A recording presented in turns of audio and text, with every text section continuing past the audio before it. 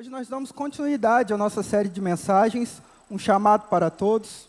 E o nosso tema hoje é: o sobrenatural flui em um ambiente de liberdade. 1 Tessalonicenses 5. Não apaguem o espírito, não tratem com desprezo as profecias, mas ponham à prova todas as coisas e fiquem com o que é bom. 2 Coríntios 3, 17 e 18. Ora, o Senhor é Espírito, e onde está o Espírito do Senhor, aí há liberdade.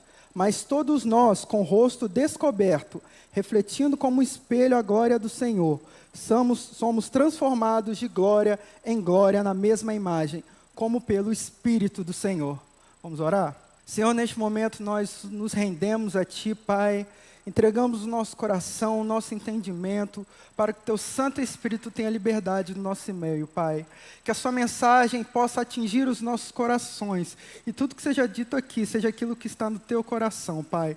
Entregamos este momento em nome de Jesus. Amém. O sobrenatural flui em um ambiente de liberdade. Quando nós falamos que o sobrenatural flui num ambiente de liberdade, nós precisamos entender que não é um ambiente onde existe uma anarquia, onde cada um faz o que bem entende, onde cada um toma as decisões que acha da melhor forma que pode fazer. Porque nós sabemos que quando o Espírito Santo toma conta do lugar, nós perdemos totalmente o controle. Eu perco o controle, você perde o controle, e o Espírito Santo faz o que ele quer.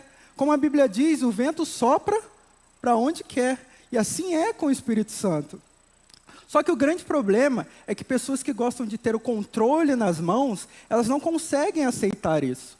Elas não conseguem aceitar que existe um Espírito Santo que guia para lugares que a gente não imagina, que nos leva para lugares onde a gente não imagina. E neste momento, essas pessoas tentam usar versículos ou falar: não, mas o Espírito é o Espírito de ordem, porque o Senhor gosta de ritos. E sim, meus irmãos, existe uma ordem.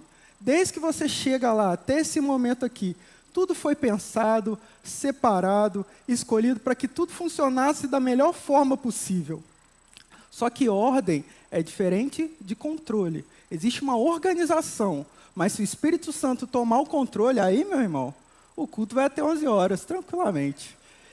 Então, essa é a grande diferença. Enquanto essas pessoas ficam lutando e dizendo: não, isso não é o Espírito. A Bíblia fala, sim, é o Espírito. Lá em Atos 2, quando o Espírito vem sobre aqueles homens, o que algumas pessoas falavam? Eles estão bêbados.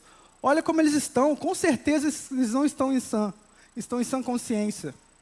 Mas Pedro se levanta e fala: olha a hora, está de manhã ainda, eles não estão bêbados, isso é o Espírito sobre eles. Então, por mais que as pessoas tentem brigar, é necessário entender que há uma liberdade no Espírito. E essa liberdade significa que é um ambiente onde Deus é honrado, sua palavra é obedecida, as pessoas são encorajadas a buscar e exercer os seus dons espirituais sem medo. A manipulação, restrição humana, ela é totalmente desnecessária nesse meio. Mas, Gabriel, o que impede essa liberdade? Normalmente a gente tem o orgulho, o medo, a incredulidade, nós temos os traumas. Aquelas pessoas que vieram de meios onde o Espírito não era nem o Espírito, né? Mas as pessoas agiam como se fosse o Espírito de tal forma que eles falam: não, isso não é o Espírito Santo. O que está acontecendo aqui não é o Espírito Santo, não é possível.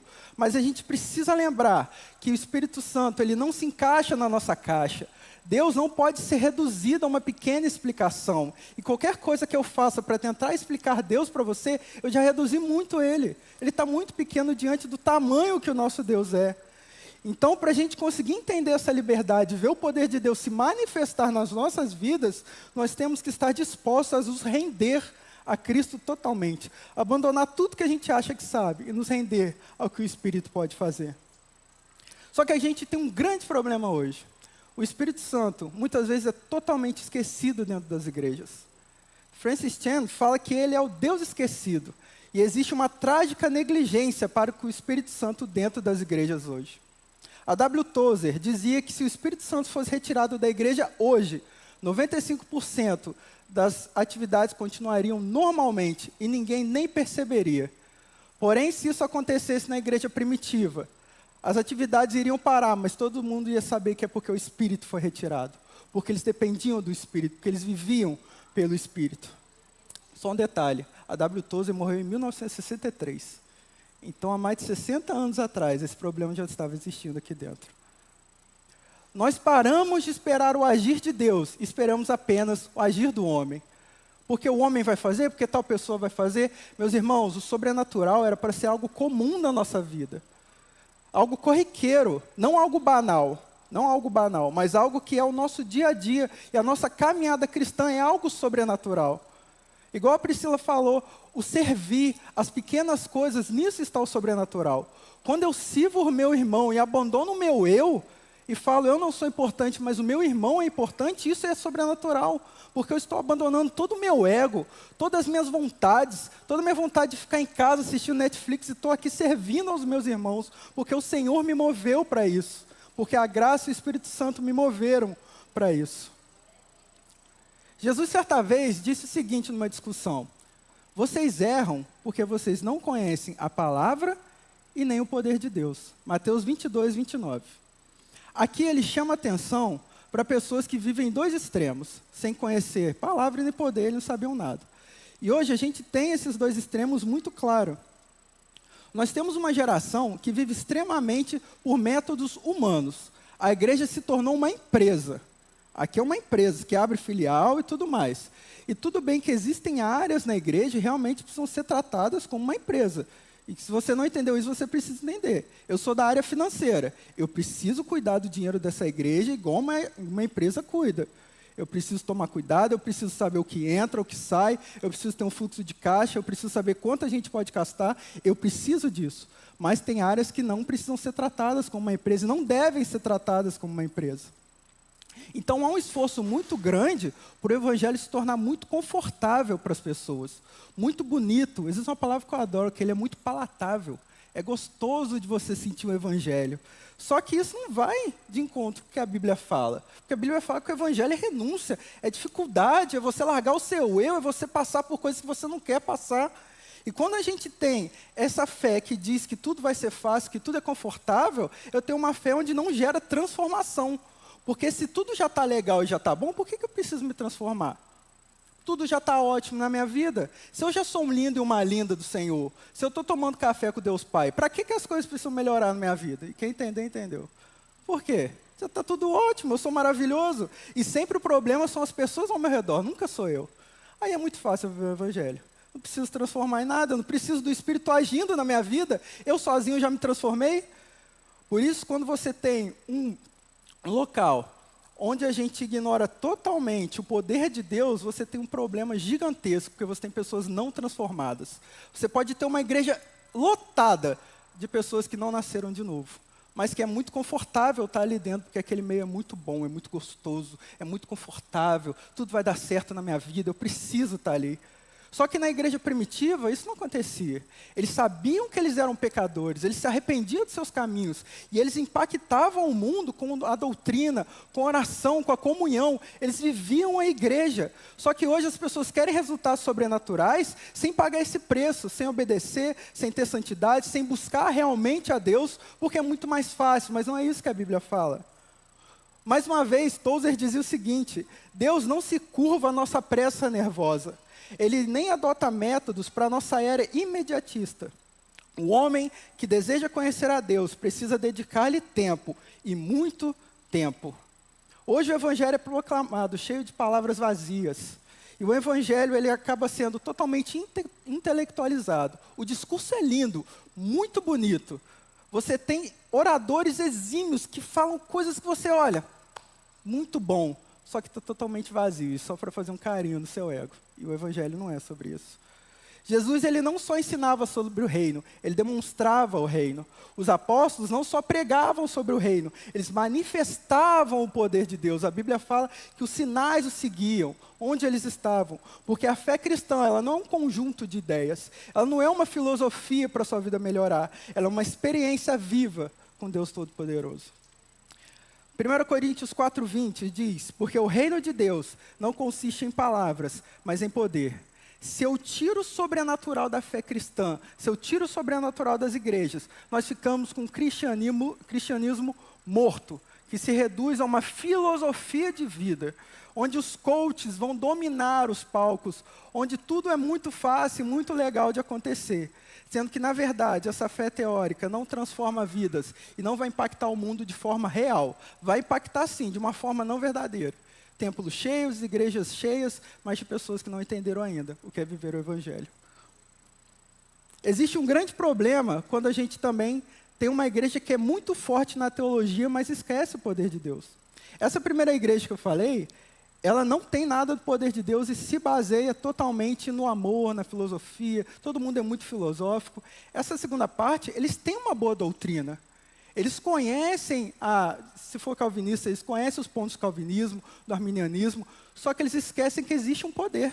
Para eles é só doutrina, doutrina, doutrina, você precisa seguir a doutrina. Mas, meu irmão, a Bíblia fala que o Espírito vivifica e a carne nada aproveita. E as palavras que eu disse são Espírito e vida. Então, a palavra de Deus não pode ser lida só como um manual, dizendo que se você seguir bonitinho aqui os 5 pontos, você vai ser salvo. Não adianta você decorar o Berkoff, o livro de teologia sistemática de capa a capa. Se você decorar, você vai ser muito bom, mas não adianta você decorar e você não saber aplicar o que está ali dentro. Não adianta você saber os 5 pontos da tulipe, se você não sabe nada de como você aplica. Não faz diferença um evangelho cheio de teologia, mas vazio em poder e conhecimento de Deus. Gabriel, mas é só isso? Só que a gente agora é o outro extremo. Um evangelho que é só poder. Esse daqui vocês conhecem muito.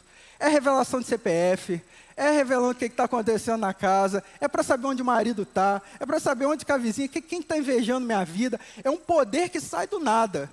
E o tempo todo é profetada, é o irmão revelando o que vai acontecer. Só que isso é um poder que não é real. O Espírito Santo não é isso. Quando a gente busca só esse poder, sem um alicerce na palavra e sem uma base verdadeira, esses irmãos que vivem isso, quando não tiver uma revelação, ele cai. Porque ele fala, peraí, hoje eu vim aqui e ninguém me revelou nada? Ué, mas o que vai acontecer na minha vida amanhã? Cadê aquele irmão que vai falar exatamente o que vai acontecer para mim? Porque as pessoas querem um sobrenatural que me dê um guia do que eu preciso fazer. Que é muito mais fácil do que ter que ficar orando e buscando a Deus. Agora, se aquele irmão falha um dia e fala, não, hoje não vai ter, irmão. Hoje estou ruim de profetisa, estou ruim de profeta. Irmão, poxa, hoje eu vim pronto. E não vai ter nada? Então, a vida cristã ela não pode ser construída sobre experiências momentâneas, meu irmão. Você vai ter, eu vou ter, todos nós vamos ter experiências. Mas isso não é algo constante, é algo que vai acontecer às vezes. Vai te encher, vai te preencher, vai ser ótimo. Mas uma igreja que o tempo todo é profeta, profeta, profeta, é algo extremamente perigoso. E nós precisamos prestar muita atenção nisso. Principalmente porque nesse meio se levantam muitos falsos profetas. Muitas pessoas que você não sabe de onde veio, quem é, e está colocando a mão sobre a sua cabeça. Você precisa tomar muito cuidado com isso. E normalmente nesses meios, o líder acaba se tornando como um novo Deus. Normalmente ele é muito carismático, uma pessoa que fala muito bem, que sempre tem algo de Deus para a sua vida. Só que o verdadeiro poder de Deus, ele nos leva à humildade e exaltação de Cristo. Não daquela pessoa que está aqui em cima. Nunca um orgulho ou exibição dos dons espirituais. Isso não é um espetáculo. A cura, a transformação, isso não é um espetáculo. É algo que sim existe, mas existe em cada um de forma individual. Então a gente precisa entender que o verdadeiro evangelho ele é equilibrado. Ele está ali no meio. Ele tem palavra, ele tem poder e tudo funciona segundo aquilo que Cristo quer. Se faltar palavra, está errado. Se faltar poder, está errado. Eu preciso estar ali, no meio. E totalmente alinhado com o que a Bíblia diz. O evangelho que transforma a mente e o coração, que tem a verdade e o poder, e glorifica Cristo em tudo. Isso é o verdadeiro evangelho. Mas, Gabriel, por que você está falando isso tudo? O que isso tem a ver com o ambiente que vai fluir o sobrenatural? Porque quando a gente entende que existe esse equilíbrio, é muito fácil eu saber que eu preciso criar um ambiente onde isso está equilibrado. Porque para o Espírito Santo fluir, eu preciso do ambiente. Mas como que eu crio esse ambiente para o Espírito Santo fluir? Esse é o grande problema. E é isso que eu quero falar com vocês nesse tempinho que nos resta. Muitas vezes a gente não experimenta o sobrenatural de Deus, não porque Deus não quer agir, mas simplesmente porque a gente não preparou o ambiente para Deus agir. O Espírito Santo ele é dito como uma pomba. E uma pomba ela é vista como se fosse algo sensível, algo que você precisa tomar cuidado quando você pega. Então, essa pomba, esse símbolo de sensibilidade, se ela não tiver um ambiente propício para ficar, ela não vai permanecer. Ela vai voar, vai embora. Gabriel, mas eu não tenho o Espírito Santo na minha vida o tempo todo. Se você aceitou a Cristo e foi renovado, sim, o Espírito Santo está com você o tempo todo. Mas ele só vai agir quando o ambiente na sua vida estiver propício para que ele possa agir. Fora isso, meu irmão, ele não vai. Agora eu tenho uma pergunta para vocês. Quando a campainha toca na sua casa e você não está esperando ninguém, qual que é o sentimento que você fica? Já começa o filme na sua cabeça, né? Eu comprei alguma coisa na Amazon, Shopee, Mercado Livre, eu pedi um iFood. Quem que é que está tocando a minha campainha? Porque se for uma visita, você já entra em desespero. Homem normalmente não, né? Homem vai atender do jeito que tiver, vê quem é, chama para entrar, mas normalmente a mulher vai entrar em desespero. Quem que é? Estou arrumando a casa, estou fazendo isso, estou fazendo aquilo. Porque quando a gente recebe uma visita, o que a gente quer? Arrumar a casa, preparar o ambiente para aquela pessoa ser bem recebida, tudo está no lugar, tudo está arrumadinho, cheirosinho. Por mais que às vezes no dia a dia a gente não viva assim, quando a gente recebe uma visita, a gente quer que tudo esteja muito bem feito para aquela pessoa se sentir confortável na nossa casa. E se eu te disser que o Espírito Santo é exatamente a mesma coisa? Você precisa preparar esse ambiente para que quando ele chegar, ele esteja confortável naquilo que está acontecendo. Irmãos, muita coisa não acontece na nossa vida. Eu não gosto de falar isso, mas é muito, muito prático. Muitas chaves, muitas portas não são abertas na nossa vida porque o ambiente não está preparado. Que isso, Gabriel? Como assim?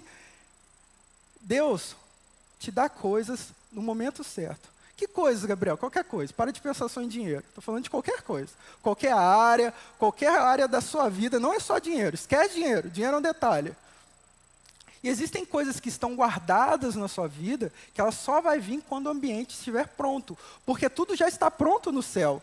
Que é isso, Gabriel? Você lembra de Saul? Rei Saul. A Bíblia fala que Saul foi rejeitado no 2º ano do reinado dele. 2º ano. Ele só reinou 1 ano certinho. Mas só que a Bíblia também fala que ele reinou durante 40 anos. Então Davi reinou... Davi estava certo. Saul reinou durante 38 anos, mais ou menos, ali, errado, totalmente errado. E assim que ele é rejeitado, Deus já entrega para Samuel falando que já vai vir um sucessor. Ou seja, Davi já estava preparado para vir quando Saul errou no 1º ano. Ele já estava preparado. A Bíblia fala que ele já estava pronto, só que ele precisou do tempo de preparação. Aos 15 anos ele foi ungido, aos 30 anos ele virou rei. Ele precisava desse tempo. Então, algumas coisas na sua vida precisam de tempo para ser preparado. Só que o problema é que os irmãos, eu e você, nós esperamos que as coisas aconteçam sem nos preparar. A gente fica só esperando. Ah, Senhor, eu preciso casar, mas você não se prepara para ser um esposo ou uma esposa de Deus. Senhor, eu preciso trocar de emprego, mas você não estuda, não faz concurso, não faz nada. Você não está se preparando para aquilo que Deus tem para te dar. Senhor, eu quero crescer, eu quero virar um pregador, ir pelas nações. Você não leu nem os 4 evangelhos. Você não faz um devocional. Meu irmão, que ambiente é esse que você está preparando para receber coisas de Deus? O Senhor não vai vir enquanto o ambiente não estiver preparado na sua vida. Então, a partir do momento que o Espírito Santo, que não age de forma aleatória e nem desordenada, entende e vê que há algo claro na sua vida, que esse momento está pronto, ele vai se manifestar, pois aquele ambiente foi preparado para ele. Desde o Antigo Testamento até o Novo, nós vemos que as pessoas que experimentaram o agir de Deus foram pessoas que prepararam o ambiente para que a presença de Deus pudesse estar ali. E quais são as 3 formas que a gente pode preparar esse ambiente? Primeira delas, nós precisamos entender que essa preparação exige santidade. O Espírito Santo, ele não se move onde há pecado e desonra a Deus.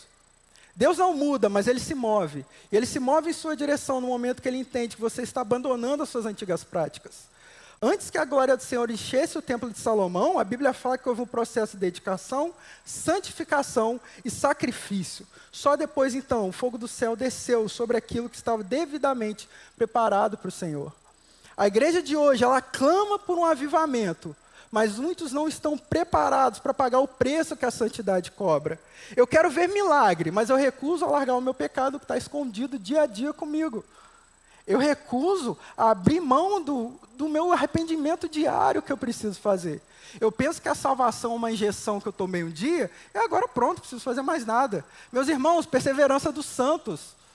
EBD, o que a Bíblia fala? Dia após dia eu estou lá, eu estou perseverando, eu estou me arrependendo, eu estou voltando, eu estou entendendo que eu sou um pecador, depravação total. Hoje é aula de Túlio. É tudo o que Deus fala. Nós precisamos voltar a cada dia. E para experimentar a glória de Deus, nós precisamos entender que o nosso chamado vai muito além do meu pecado. Como é que eu vou esperar que Deus derrame algo sobre a minha vida se eu ainda estou brincando com o pecado? Se eu ainda estou achando, estou sempre ali na beirada, né? Não vou pular não que eu caio. Eu estou sempre aqui na beirada, vendo até onde eu posso ir. Até o momento que eu vou cair, eu não volto mais. Fala, ai Senhor, por que eu caí? Porque você estava brincando com o pecado o tempo inteiro. Você estava brincando com o seu limite. Saia, não brinca com o limite. O profeta Isaías, quando viu a glória de Deus, a Bíblia fala que ele caiu como um homem morto, porque ele reconhecia toda a sua impureza. E somente depois de ser purificado pelo fogo do altar, é que ele pôde se levantar para cumprir a sua missão. A gente quer ser ousado, mas a gente não quer ser purificado. Eu falo, Senhor, eu te entrego toda a minha vida. Eu sou um vaso, me quebra e me faz de novo. Você já viu o peso dessa frase? Ser quebrado, meu irmão, é ser destruído. É ser desfeito. E quando você fala, Senhor, me faz de novo, é Ele refazer da forma que Ele acha melhor. O que a Bíblia fala? Pode, por acaso, o vaso falar com o olheiro, olheiro, me faz assim, não? Ele vai fazer da forma que Ele achar melhor. E o processo dói, o processo machuca. Por isso que o Evangelho não é aquele coaching. O Evangelho é uma dor de transformação constante. Abandonando o meu eu, abandonando minhas vontades. O Evangelho vai te custar tudo. Mas o prêmio é eterno, meus irmãos. Segunda lição de como nós podemos arrumar o ambiente para o Espírito Santo. É querer ter fome e sede de Deus. Vou contar uma história para vocês, mais uma. Há uns anos atrás, meu aniversário é 17 de janeiro. Passou aí, mas você pode me presentear ainda. 17 de janeiro. E as pessoas normalmente mandam parabéns, alguns aparecem na minha casa do nada, e vamos lá. Tudo bem. Mas teve uma pessoa que não me mandou parabéns esse dia. Eu achei estranho e falei, ok. No dia seguinte, as pessoas me mandam mensagem, falou, Gabriel, você não veio aqui em casa, a gente fez uma festa para você. Eu falei, como assim? Não, a gente fez uma festa para você, a gente juntou o pessoal, fez um churrasco, tinha bolo. Eu falei, peraí, você não me chamou? Eu falei, não, a gente pensou que você vinha aqui. Eu falei, peraí, é meu aniversário, você que me convida para ir. Então, eu tive um aniversário qual eu não participei. Eu tive uma festa surpresa que eu não fui, porque a pessoa esqueceu de me chamar para a minha própria festa. Então, fica essa história para vocês aí. Então, você acha que você foi esquecido no seu aniversário? Eu já fui esquecido numa festa do meu aniversário. Meu irmão, não basta o ambiente estar limpo. Você precisa desejar que o Espírito venha. Você precisa convidar o Espírito. Você precisa falar, Senhor, meu ambiente está limpo, eu me preparei, agora é a hora que eu te busco com intensidade. Moisés, quando viu a sarça ardente, e a Bíblia fala que era um lugar que ele sempre passava, Moisés estava sempre passando ali, quando ele vê a sarça, ele se aproxima. Ele deseja, ele fala, eu quero sentir, eu quero saber o que é isso. Eliseu, ele pedia não só a porção dobrada de Elias, mas ele falou, eu vou te seguir até o fim, porque é isso que eu quero. Ele tinha uma perseverança, ele ia atrás daquilo que Deus tinha para ele, e ele se recusou a se distrair ou desistir. O grande problema de hoje dos irmãos, no nosso problema, é que muitas vezes a gente nem rejeita o Espírito Santo. A gente vive como ele nem existisse. Eu não estou nem rejeitando, eu estou vivendo, ignorando totalmente a existência dele. Só que quando isso acontece, e não é essa fome e sede, você não vai poder buscar aquilo que Deus tem para você, porque isso não te interessa.